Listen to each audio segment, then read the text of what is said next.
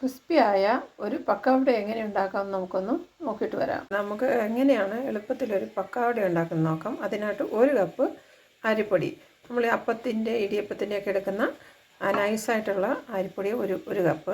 നമുക്ക് 1 കപ്പ് കടലമാവിൻ്റെ പൊടി വേണം.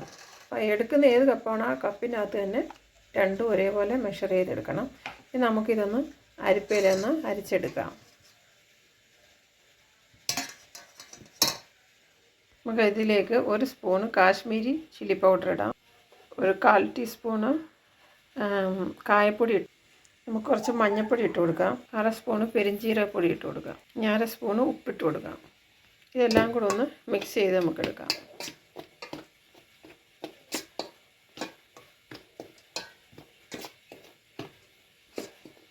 ഈ സമയത്ത് നമ്മൾ 3 വെളുത്തുള്ളി ചതച്ച് വെള്ളം ഒഴിച്ച് വെച്ചിട്ടുണ്ട്. ഇതൊന്ന് അരിച്ച് നമുക്ക് ആ മാവിലേക്ക് ഒഴിച്ചു കൊടുക്കാം.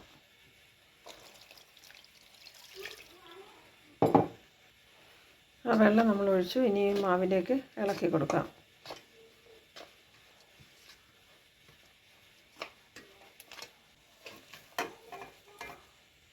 അപ്പോൾ കൂട്ടുകാരെ, നമ്മൾ ആ പൊടിയൊന്ന് കുഴച്ചെടുത്തിട്ടുണ്ട്. ഇനി നമുക്കത് ഉണ്ടാക്കി തുടങ്ങാം. ഇത് ഉണ്ടാക്കാൻ നമുക്ക് ഇടിയപ്പത്തിൻ്റെ ഒരു തട്ട് വേണം. അതിനകത്തിടുന്ന ചില്ലെന്ന് പറയുന്നത് ഇതാണ് പക്കവടയുടെ അച്ച്.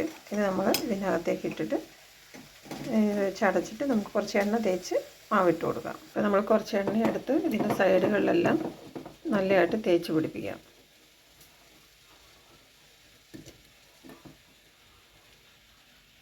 ഇനി നമ്മുടെ മാവിൻ്റെ അകത്തുനിന്ന് ഒരു ഉരുള നമുക്കെടുക്കാം.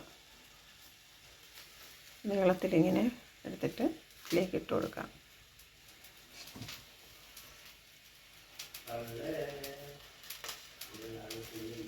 അച്ച് നിറച്ച് നമ്മൾ എടുത്തിട്ടുണ്ട്. ഇനി നമുക്കത് അടച്ച് കൊടുത്ത് ചുറ്റിച്ച് കൊടുക്കാം.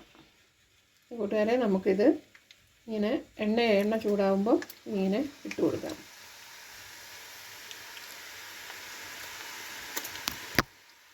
ഓയിലിങ്ങനെ വെന്തുകൊണ്ടിരിക്കുകയാണ്. നമ്മളിത് ഇട്ട് കൊടുത്ത ഉടനെ തന്നെ ഇളക്കരുത്. ജസ്റ്റ് ഒന്ന് അത് വെന്ത് കഴിയുമ്പോഴേ ഇളക്കാവതല്ലേ, ഇതെല്ലാം പൊടിഞ്ഞു പോകും. കൂട്ടുകാരെ, ക്രിസ്പിയായ നമ്മുടെ പക്കവട റെഡി ആയിട്ടുണ്ട്. എല്ലാവരും ഇതൊന്ന് ട്രൈ ചെയ്ത് നോക്കണം. ഇഷ്ടമായാൽ നിങ്ങൾ എൻ്റെ ചാനൽ സബ്സ്ക്രൈബ് ചെയ്യുകയും ലൈക്ക് ചെയ്യുകയും കമൻറ്റ് ചെയ്യുകയും ചെയ്യണം. വീണ്ടും അടുത്തൊരു വീഡിയോയുമായി വരുന്നവരെ ബൈ.